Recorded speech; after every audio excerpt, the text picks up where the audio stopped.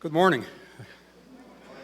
My name is Lou Chaves. I am the Field Office Director for the U.S. Citizenship and Immigration Services Office in Lawrence, and it's a great pleasure to be out here at the Norman Rockwell Museum again. This is our fourth year that we've been out here to conduct these proceedings, and I just couldn't think of a better place to have a naturalization ceremony. One of the best parts of my job is to be present and represent the United States government at these proceedings. And the reason I love that is because 48 years ago, last Saturday, I immigrated to this country from Portugal. And little did I know when I was 10 years old that I would one day be in a position not only to represent the government, but also to have the authority to naturalize people, which we're not doing here today because this is judicial proceedings. We have the judge here to do that. I'd like to tell you a little story about when I came to this country, and I think most of you, hopefully some of you can relate to it.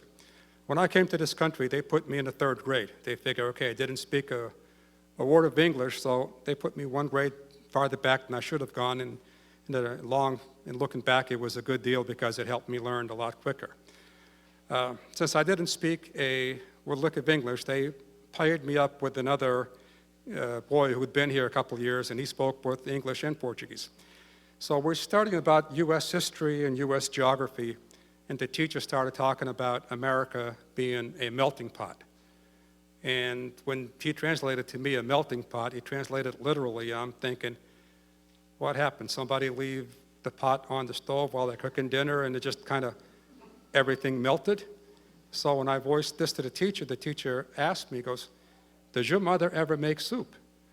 And I'm thinking, well, that's a very silly question. We're Portuguese. Of course she makes soup. We practically live on soup. So the teacher asked me, he goes, well, when your mother makes soup, does she only put one thing in there? And I'm going, no, well, there's water, then there's vegetables, and there's meat, and there's all these different ingredients. And the teacher explained the melting pot to me in a way that I really understood it. She told me, it's all those different ingredients that your mother puts in that soup, in that melting pot, that makes that soup taste good. Well, guess what? Today, we have 25 new ingredients in this melting pot, in this soup called America, that's going to make this soup taste great. And it's because of the fact that we are all different.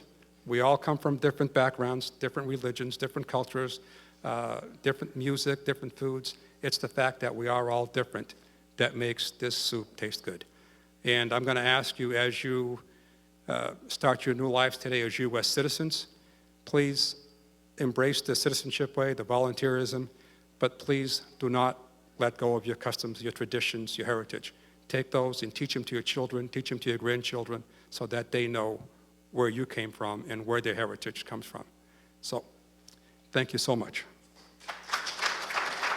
My country, 'tis of thee, sweet land of liberty, of thee I sing. Land where my fathers died, land of the pilgrim's pride, from every mountainside, let freedom ring. My native country, the land of the noble free, name that I love. I love thy rocks and rills, thy woods and templed hills. My heart with rapture fills like that above. Let music swell the breeze and ring from all the trees sweet freedom song. Let mortal tongues awake, let all that breathe partake, let rocks their silence break, the sound prolong. Now it gives me great pleasure to introduce our hostess for these proceedings. Ms. Laurie Norton Moffatt, who is the CEO and the Executive Director of the Norman Rockwell Museum.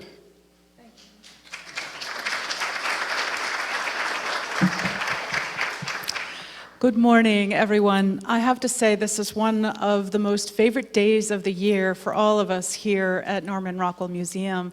And just yesterday, I was at the United Nations for the closing of an exhibition we've had there this summer. The guest book is filled with comments from people all over the world about Norman Rockwell's art, and to look out and welcome so many new citizens from so many countries around the world brings a little bit of the United Nations here, and certainly our growing American citizenry, so beautifully captured by Norman Rockwell's painting. So welcome. We're so proud to have you here. I'd like to also welcome and thank our elected officials. Judge Ford, thank you for the proceedings and the ceremony today. And to welcome our state representatives, Smitty Pignatelli. Hi, Smitty, please stand.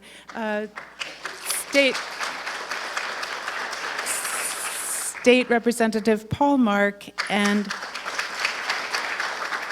State Representative Tricia Farley-Bouvier. And our Chief Stockbridge Selectman, Stephen Schatz. Thank you. These are the representatives we elect to represent us, the people, and they work tirelessly on our behalf for all the many needs and things that arise in our communities and in our larger region. We thank you very much for your hard work and representation, and please vote. You're going to hear that message over and over again, the right to vote as you take your citizenship. I'd also like to welcome and thank dearly our co-host from the Berkshire Immigrant Center, devotedly led by Hilary Greene. Hilary, thank you for all you do to prepare our new citizens for their acclimation into our community. And Brooke, thank you for your beautiful voice and welcoming song. And also our museum, thank you. And they and our Norman Rockwell Museum team work closely with Lou Chaves and the U.S. Citizenship and Immigration Services. We thank you for coming here, bringing this ceremony from Boston to the Berkshires on this Saturday to welcome so many citizens. Thank you very much.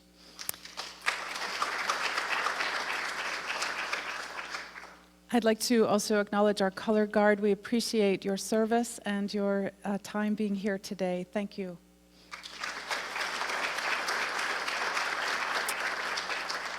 And I don't know a museum director who doesn't take a moment to thank her sponsors. We are grateful to Mrs. Helen Bing, who supports this ceremony from California and will be giving each of you a membership to Norman Rockwell Museum, a year's membership to bring your families back and to enjoy all the programs of the museum all year long. And we thank her for that.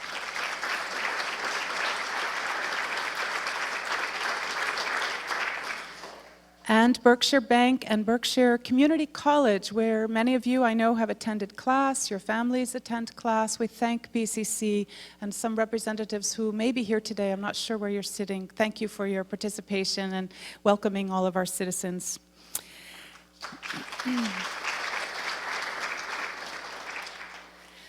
So we stand here today in front of 4 of our nation's most iconic paintings, painted by Norman Rockwell to depict the ideals that our nation was born to defend and represent, the 4 freedoms: freedom of speech, freedom to worship, freedom from fear, and freedom from want.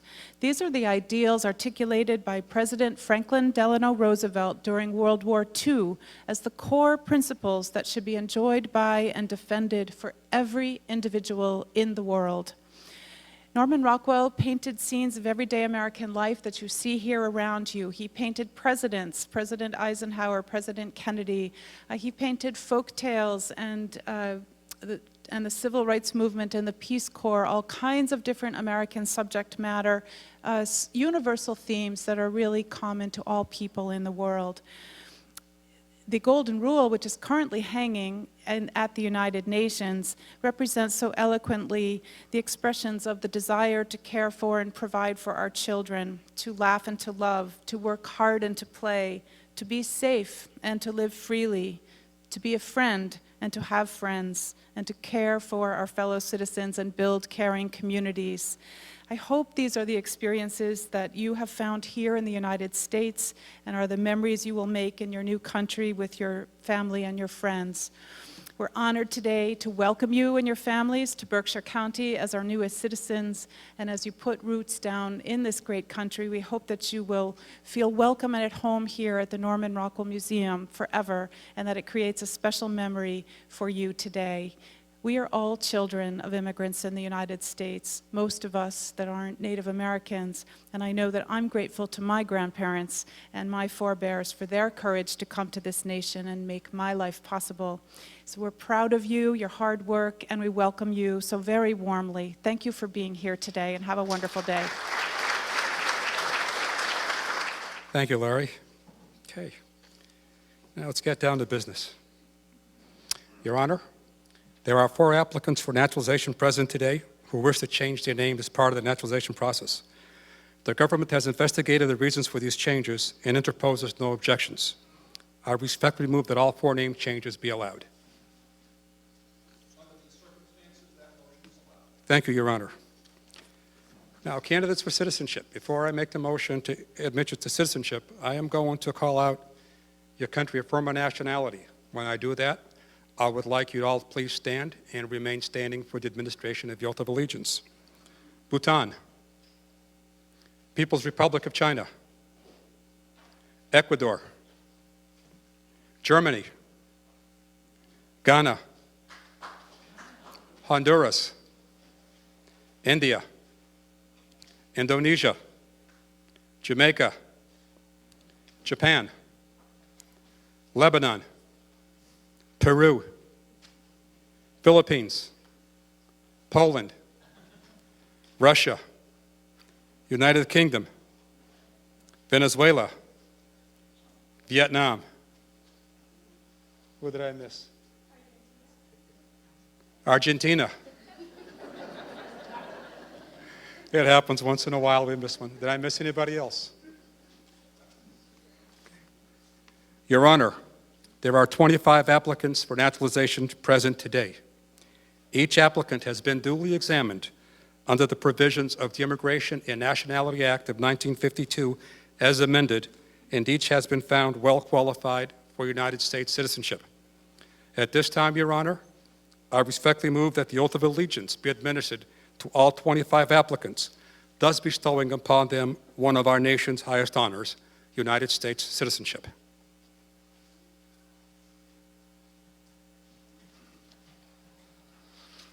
I would ask you all to please raise your right hand and repeat after me. I hereby declare on oath that I absolutely and entirely renounce and abjure all allegiance and fidelity to any foreign prince, potentate, state, or sovereignty,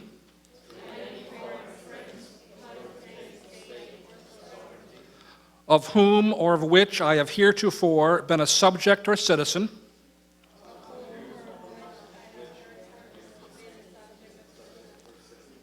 that I will support and defend the Constitution and the laws of the United States of America against all enemies, foreign and domestic, that I will bear true faith and allegiance to the same, that I will bear arms on behalf of the United States when required by the law, that I will perform non-combatant service in the armed forces of the United States when required by the law, that I will perform work of national importance under civilian direction when required by the law, that I take this obligation freely without any mental reservation or purpose of evasion, so help me God. Congratulations.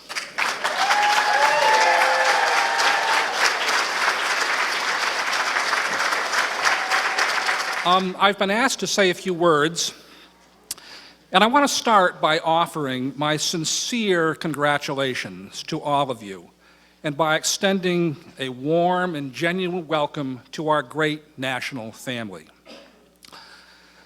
At a time when issues surrounding immigration, particularly illegal immigration, are very much in the news, and when certain candidates for high office are focusing on those issues and highlighting them as the centerpiece of their campaign, you should be extremely proud of the fact that you are immune from criticism because you have done it the right way.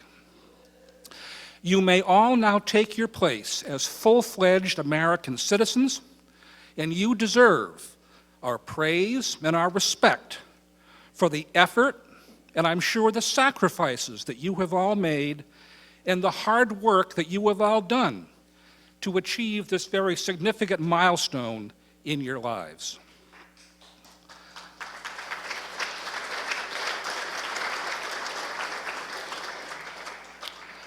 It really is a great pleasure for me to be here this morning to meet all of you and to preside over this wonderful ceremony. I'm afraid that too many people who, like me, were born and raised in this country tend to take our rights as citizens for granted.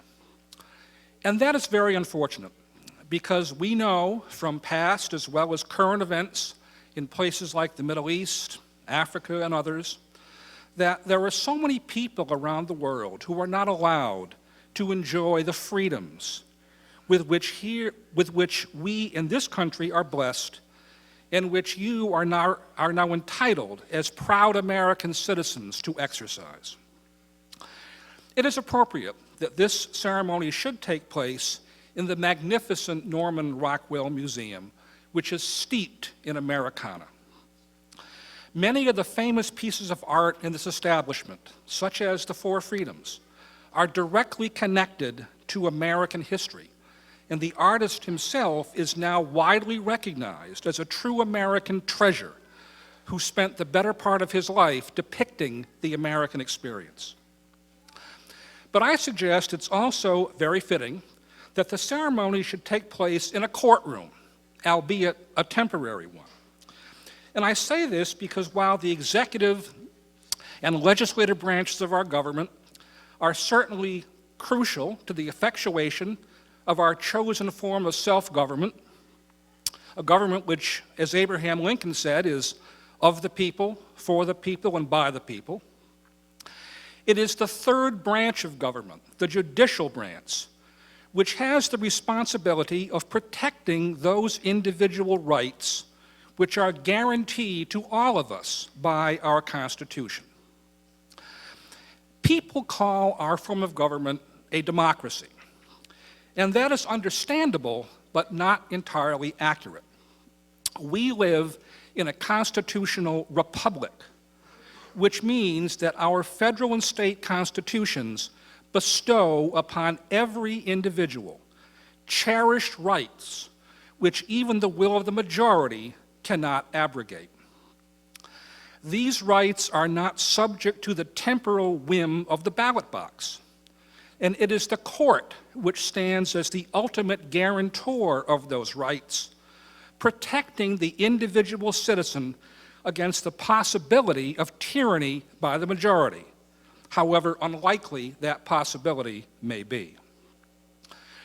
I'm happy to say that the third branch of government has discharged that responsibility time and time again, both in the distant past and very recently, and has indeed seen to it that no popular passion or prejudice of the moment is allowed to sweep away these basic freedoms: freedom of speech, of association, of religion, due process, equal protection of the law, the right to be free from unlawful searches of one's home and person, the right to bear arms, the right to vote, the right to be free from cruel and unusual punishment, the right to be judged by a jury of one's peers, and many others, which we as Americans hold dear.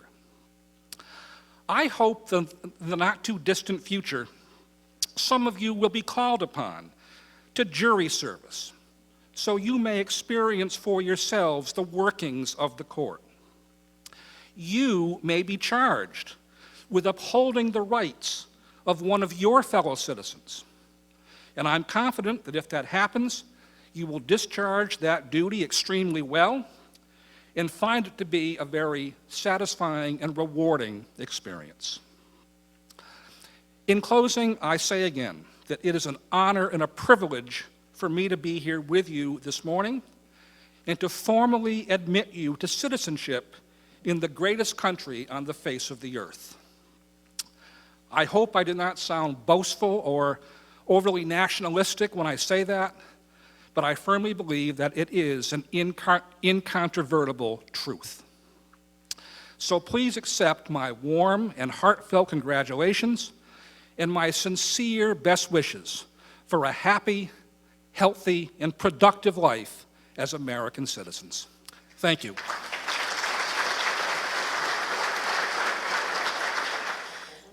Oh, say, can you see by the dawn's early light what so proudly we hailed at the twilight's last gleaming, whose broad stripes and bright stars through the perilous fight o'er the ramparts we watched were so gallantly streaming, and the rocket's red glare, the bombs bursting in air, gave proof through the night that our flag was still there. Oh, say, does that star-spangled banner yet wave o'er the land of the free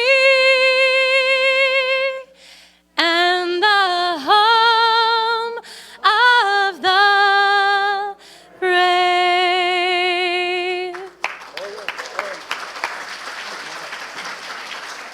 Now I'd like to introduce the director of the Berkshire Immigrant Center, Ms.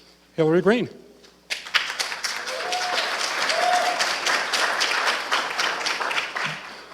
I'm the musically untalented one, so I'll just be speaking. I am so honored to be among the first to welcome you as new American citizens. As Laurie said earlier, this is truly one of our favorite days of the year, and it fills me with such pride to be part of the Berkshire Immigrant Center, to be part of the Berkshires, and it really reaffirms my own sense of pride in being a third-generation Hungarian American.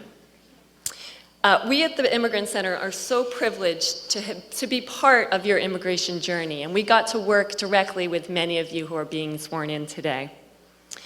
Part of becoming a citizen entails taking a test of US history and civics and English. And I just want to acknowledge Jennifer Smith. Maybe you could stand briefly, Jen. Jennifer is the education coordinator at the Berkshire Immigrant Center, and she has helped many of you study US history and civics. And I often sit across the hall and have listened in on your classes, and I just have been in awe watching the progress, watching the effort week in and week out, and watching you grow in terms of learning and speaking English. And I know now that each and every one of you can spout out the names of the original 13 colonies, the branches of government, tell us what the functions are, something that I'm quite sure most native-born Americans are not able to do.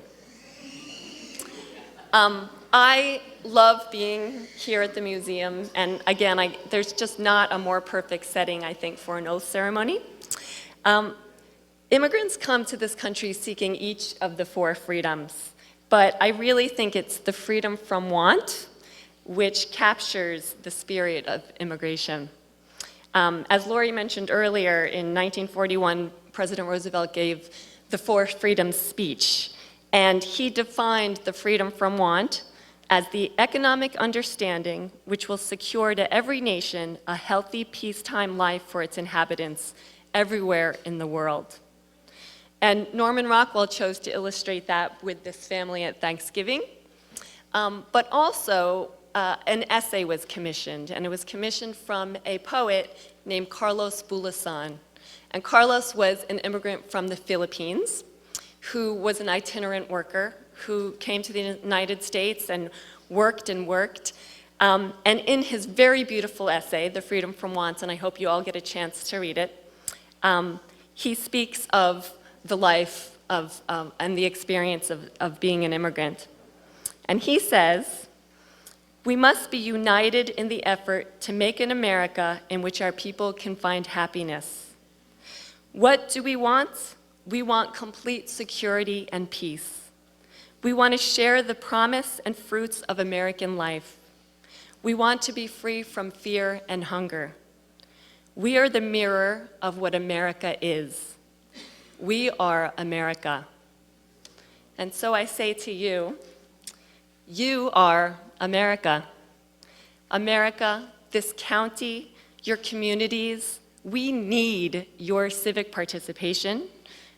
And by the way, the Daughters of the American Revolution are here to help you register to vote afterwards. We need your volunteerism, your entrepreneurial spirit, your strong work ethic, your cultural contributions and your backgrounds that you bring, and your good moral character and strong family values. And we thank you for the contributions you have made and will continue to make to our county and our country. And I thank also your family members and your support networks for being here and for being with you every step along the way. Together, we have the power to create a diverse, vibrant, thriving community that is inclusive and welcoming to all. Congratulations, my fellow Americans.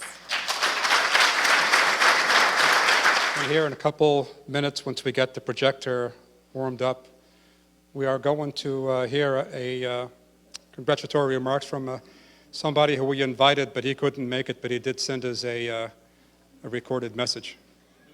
It's an honor and a privilege to call you a fellow citizen of the United States of America. This is now officially your country, your home to protect, to defend, and to serve through active and engaged citizenship. Together, we are a nation united not by any one culture or ethnicity or ideology, but by the principles of opportunity, equality, and liberty that are enshrined in our founding documents. Today marks a very special day in your life. You've traveled a long path to get here. You've sworn a solemn oath to this country and now have all the rights of citizenship. With the privilege of citizenship, though, come great responsibilities. And so I ask that you use your freedoms and your talents to contribute to the good of our nation and the world. Always remember that in America, no dream is impossible. Like the millions of immigrants who have come before you, you have the opportunity to enrich this country through your contributions to civic society, business, culture, and your community. You can help write the next great chapter in our American story. And together, we can keep the beacon that is America burning bright for all the world to see. I am proud to welcome you as a new citizen of this country. May God bless you, and may God continue to bless the United States of America. Ladies and gentlemen, new citizens, as I call your name, I'd like you to come up here one at a time, grab your certificate from the judge, shake everybody's hand, and return to your seats, please. And I'm going to call out your names, and I promise I will do the best I can to pronounce it. If I don't pronounce it right, please tell me what is when you come up here. Okay. Andre Lee Neal.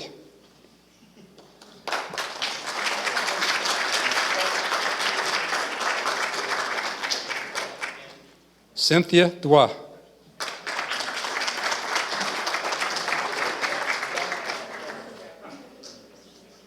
Afua Osei Kofor.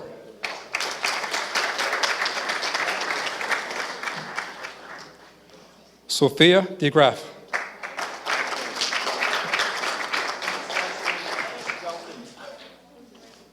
Nora Fitri Martindale.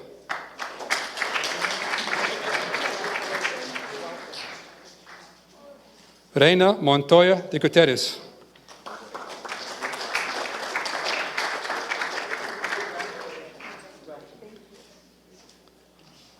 Catherine Mularski.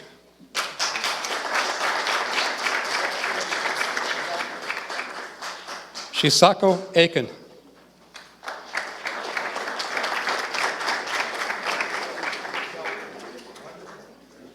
Catherine Chivatodas.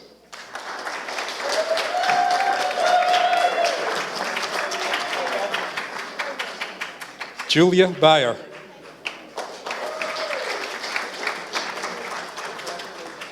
Philip May.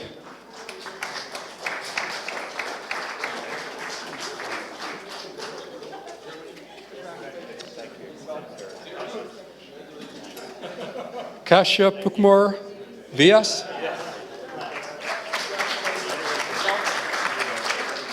Marta Dragonetti.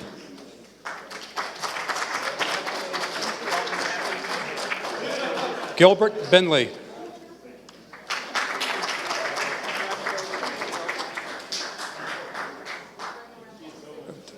Rosana Viscardo.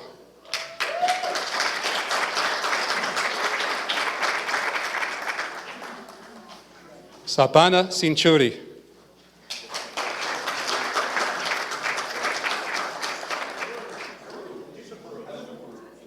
Milagro Capriles.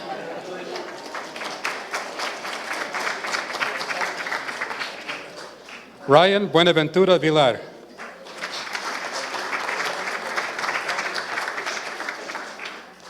Najat Najaimi.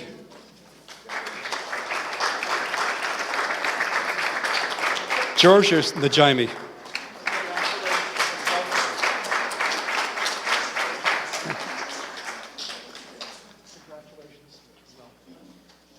Alma Moro.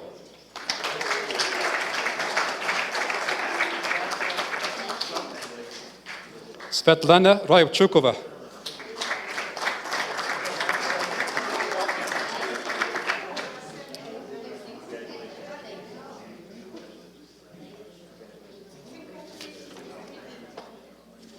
Kim Thi Do.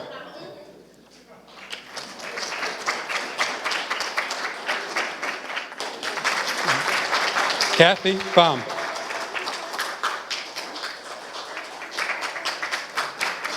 King Chen.